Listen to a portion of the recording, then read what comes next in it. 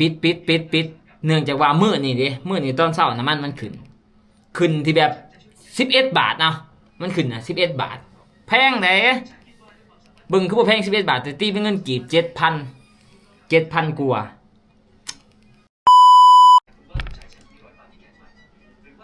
เป็นคือข่อยคิดไว้บ่มีพิษเนาะทุกคนเนาะลงคลิปเกี่ยวกับน้ำมันไป2 มื้อคุณคอมเมนต์ก็หลายขนาดล่าสุดเป็นคือคิดไว้บ่มีพิษเนาะอันนี้ก็บ่ติเนาะเนื่องจากว่าสงครามเด้มันมีสงครามน้ำมันก็ต้องขึ้นเป็นธรรมดาน้ำมันนี่แพงขึ้นเกือบจะว่า 30% ล่าสุดแจ้งการวันเสาร์นี่เนาะน้ำมันเชื้อไฟลาวแจ้งการมาแล้วน้ำมันขึ้นจากที่ 19,000 กว่าขึ้นมาเป็น 29,000เขาจะบอกลิตรนึง 29,000ได้บัดนี้ต่อไปนี่สิลิตรละ100 บาทผู้บ่ล่าสุดเดี๋ยวใส่เบิ่งนี่เนาะน้ำมันทุกชนิดแจ้งการน้ำมันแอดซังก็คือแก๊สโซฮอล์นะทุกคนเนาะปกติราคา 31,000 ปกติราคาแมนบ่ฮู้ปกติราคาเท่าไหร่ราคาใหม่มันนี่ 31,000 แล้วก็แอดซังธรรมดาหรือแก๊สโซฮอล์ 27,000 กระส่วนหรือว่าดีเซลขึ้น 29,000 เนาะกระส่วนนี่ขึ้นตั้ง 7,000 กว่าแอดซังขึ้น 3,000 กว่าเกือบ 4,000 เบิ่งว่าคือหน่อยได้ 3,000 4,000 แต่ว่ามันหลายเลยนี่คือปกติน้ำมันอยู่ล่างเวลาขึ้นนะจะขึ้น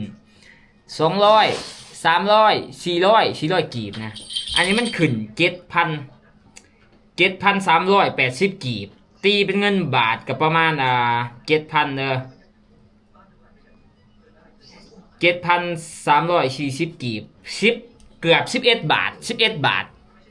น้ำมันขึ้น11 บาทขึ้นก็เพราะอยากว่าสูงเติบเลย11 บาทนี่11 บาทตีเป็นเงินกีบกันเนาะ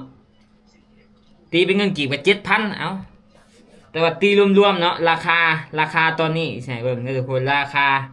น้ำมันดีเซลปัจจุบันเนาะ29,310 กีบ29,310 กีบถึกอยู่ลิตร1 43 บาทลิตร1 43 บาทดีเซลถ้าเป็นแก๊สโซฮอล์เนาะแบบพิเศษ27,070 กีบ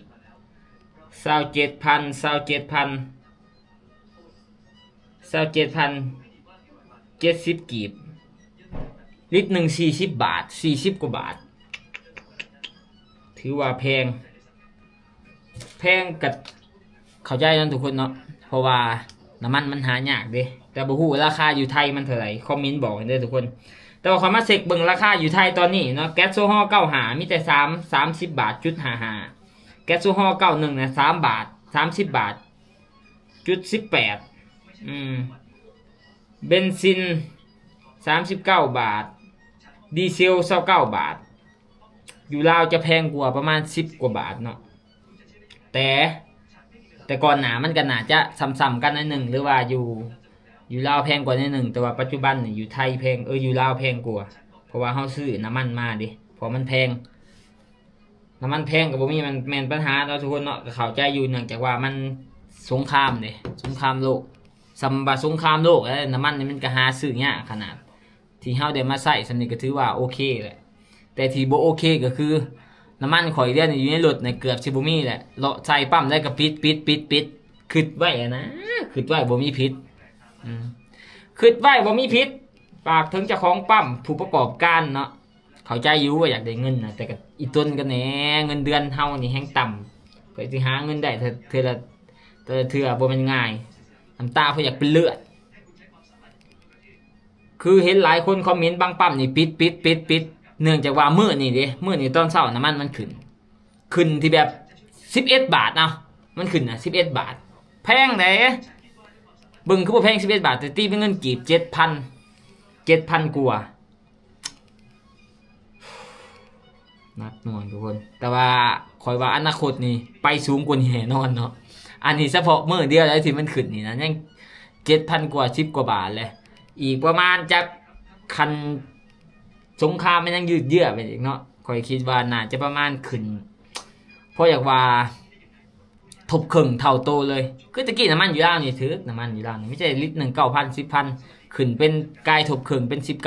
เดือนนึงขึ้นเป็น29 30,000แหละขึ้นเพราะอยากว่า3ทบแต่บ่ฮู้เนาะว่ามันสิอันนั้นหรือบ่หรือว่าเขาสิขายในราคานี้เลยบ่ค่อยก็บ่จักเนาะสมมุติว่าหลังจากที่สงครามมันสิ้นสุดแล้วน้ำมันเขาก็ส่งปกติจัดส่งปกติมีน้ำมันใส่เพียงพอแต่ว่าอยู่ยาวนี่บ่ลงเขาว่าลงอยู่เวลาน้ำมันขึ้นอยู่ยาวนี่ขึ้นเถื่อประมาณ 3,000 4,000 7,000 8,000 ขึ้นเอานี่เวลาขึ้นนี่ขึ้นสูงเวลาลงนี่ลงน้อยหนึ่งน้ำมันลงเด้อประกาศลงเท่าไหร่200กีบ300กีบ400กีบ500กีบน้ำมันลงกับประมาณตรงนี้บัดขึ้นสัตว์จวดอันนี้ราคาน้ำมันซื้อราคาทองคำปัจจุบันนี่แห้งบ่อยากให้ว่าเลยป้ายห่างเลย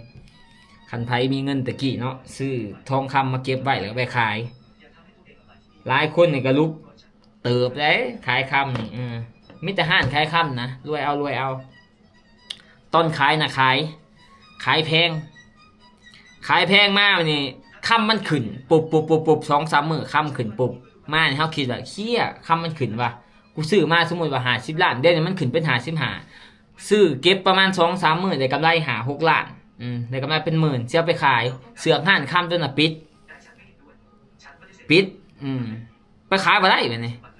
หลังจากห้านคำเปิดคำมันก็ลงกว่าเก่าจากเขาซื้อ50 ล้านลงเหลือ45 47อีกทางไปลุกนี่แหละเขากินเปรียบเฮากับตัวนี้แหละทุกคนโคซิซิกเบิ่งรา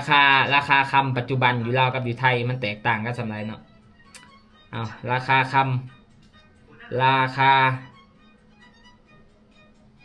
ำมื้อนี้เอามื้อนี้บ่ใช่ว่ามื้อนี้ตัวนี้บ่ว่าโอ้บ่มีนะเดี๋ยวสิมาเช็คเบิ่งราคาคำมื้อนี้เนาะกับราคาคำอยู่ไทยว่ามันแตกต่างกันบ่ทุกคนนี่เด้ราคาคำทองคำมื้อนี้55 ล้าน1 บาท55 ล้าน 259,000 55 ล้าน 259,000เอาขอสิตีเป็นเงินบาทเด้อราคาทองคำลาวกับไทยมันแตกต่างกันเนาะ55 ล้าน 290,000มันถึกอยู่ 80,000มันถึกอยู่ 82,443 บาทถ้าตีเป็นเงินบาทราคาทองคำ1 บาท1 บาทอยู่ลาวณปัจจุบันนี้มันถึกอยู่ 82,000เอาไรตีเป็นกลมๆเนาะยังอีกประมาณ60 บาทก็ฮอด500แหละมันถึกอยู่ 82,500 บาทราคาทองคำปัจจุบันของประเทศลาว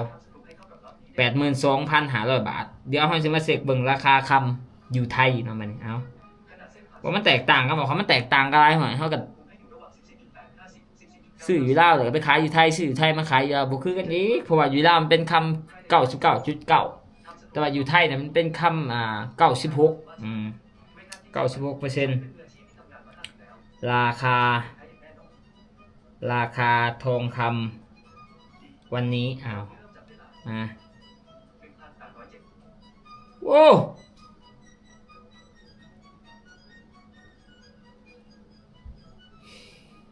ราคาอยู่ไทยนี่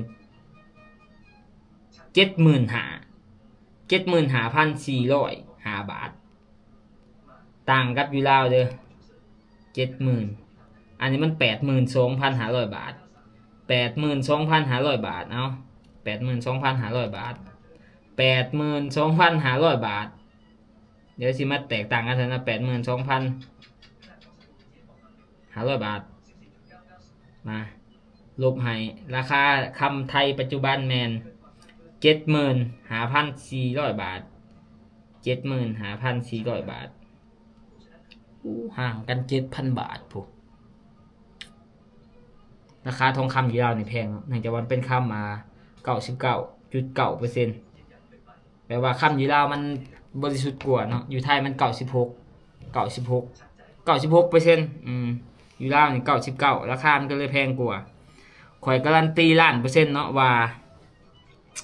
ไผมีทองคำตอนนี้เฝ้าเก็บไว้ก่อนทุกคนเก็บไว้แล้วก็มันขึ้นฮอด100,000 บาท1,000,000%ว่าฮอด100,000 บาทแน่นอนแล้วเอาไปขายคือตอนข่อยซื้อทองคำตอนนี้ข่อยจื้อขึ้นใจเลยข่อยซื้อมีแต่9 ล้านกีบ 9 ล้านกีบแล้วเขาซื้อตอนนี้ตะกี้ซื้อ5 บาทแต่ว่าขายออกแล้วต้องไม่ขึ้นขายออกมาเฮ็ดเทือนเฮ็ดซ่านแน่แต่ว่ายังน้ำข่อยนี่2 บาทเนาะที่ยังนี่2 บาทเขาซื้อมีแต่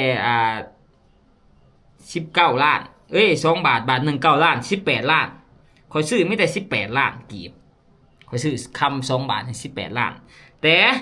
ปัจจุบันเนาะสมมุติว่าเอาบาท1 55 ล้านบาท1 55 ล้านเท่าไหร่วะเบิ่งเมื่อกี้นี่55 ล้าน2 แสน59,000 55 ล้าน2 แสน59,000ราคาปัจจุบันเอาคูณ2 บาท110 ล้านถ้าไปขายตอนนี้ข่อยจะได้เงินอยู่110 ล้านแต่ตอนข่อยซื้อนะมีแต่18 ล้านเอาลบให้18 ล้านกีบ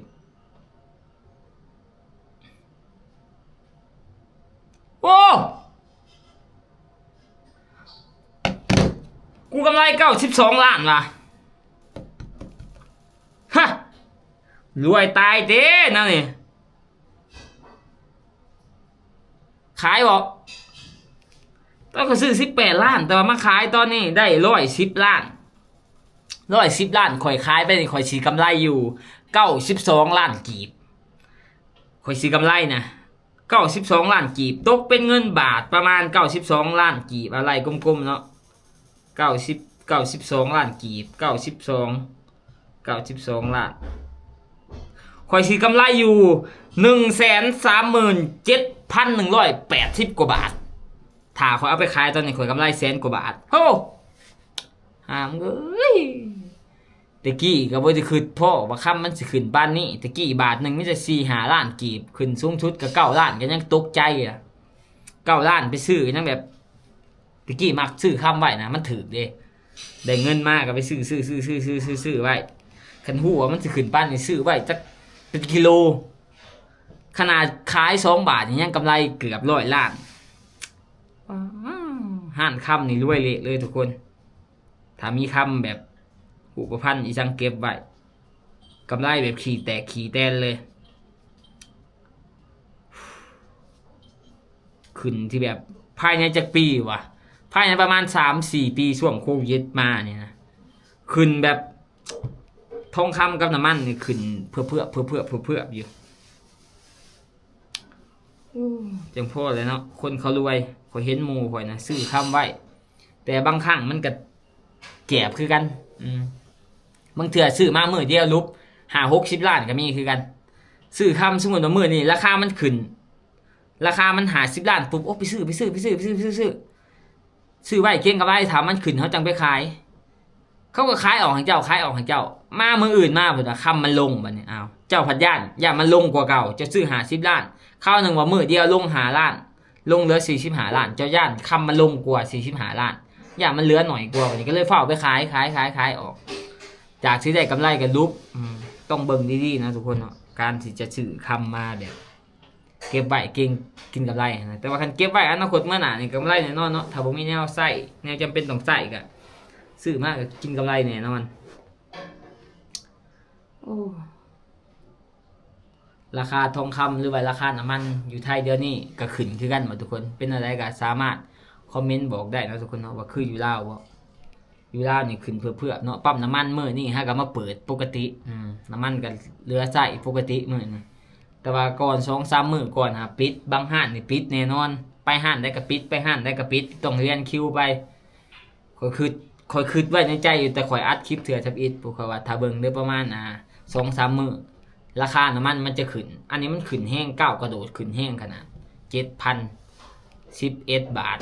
เขาก็มาเปิดปกติบัดนี้น้ำมันก็มีปกติแต่ราคามันจะขึ้นปั๊มน้ำมันก็กินกำไรบัดนี้เพราะว่าตอนเขาซื้อมาเขาซื้อในราคาที่มันถูกเด้ซื้อมาในราคาที่มันถูกเขาฮู้ว่าน้ำมันขึ้นเขาก็เก็บไว้เขาบ่ขายถามว่าขายมื้อต่อไปนั่นเห็นบ่อันนี้ก็บ่ติเขาแหละทุกคนเนาะเขาเป็นเจ้าของปั๊มเขาเฮ็ดนั่นได้ก็ได้เขาเป็นผู้บริโภคเขาก็จะไปต้องได้ใส่ไปทันบ่ใส่เจ้าก็บ่ขี่รถบ่ได้เอ้าขี่รถถีบให้ได้อยู่บ่ขี่ก็ไปเวียกไปงานอีกก็บ่โทษไผดอกเนาะน้ำมันมันก็ขึ้นเด้บ่แม่นว่าเขาคิดจะขึ้นก็ขึ้นนะเพราะว่าราคาเดียวนี่น้ำมันหายากเด้แต่เขาบ่ฮู้ว่าอยู่ไทยมันราคามันซ้ำกันบ่กับอยู่ลาวนะเป็นแล้วก็บอกเด้อเดี๋ยวประมาณอาทิตย์หน้าสิเขาไปใส่น้ำมันไว้ก่อน จากเต็มถังบ่ฮู้ว่ามันลุบบ่หรือบ่ลุบแต่ว่าเฮาก็ตั้งไปเที่ยวกันน่ะจะบ่ลุบเนาะคันตั้งไปขี่ไปใส่น้ำมันแล้วก็มาคืนนี่จะไปกลับไปมาก็เบิดน้ำมันคือเก่าใส่อยู่แล้วก็คือเก่าแต่ว่าคันเฮาไปเวียกแนวอื่นแล้วก็ใส่มานั่นก็น่าจะโอเคกว่ากันอันนี้ก็มาแจ้งให้ทุกคนฮู้ซื่อเนาะว่าน้ำมันอยู่แล้วมันขึ้นเด้อเป็นคือข่อยเว้าไว้2คลิปก่อนหน้าแน่นอนเนาะเจอกันคลิปหน้าทุกคนเด้อฝนมันตกอยู่แล้วนี่ฝนตกเอาแถวว่าเดี๋ยวมื้ออื่นอยากสิไปเลาะถ่ายคลิปให้ทุกคนเบิ่งบ๊ายบาย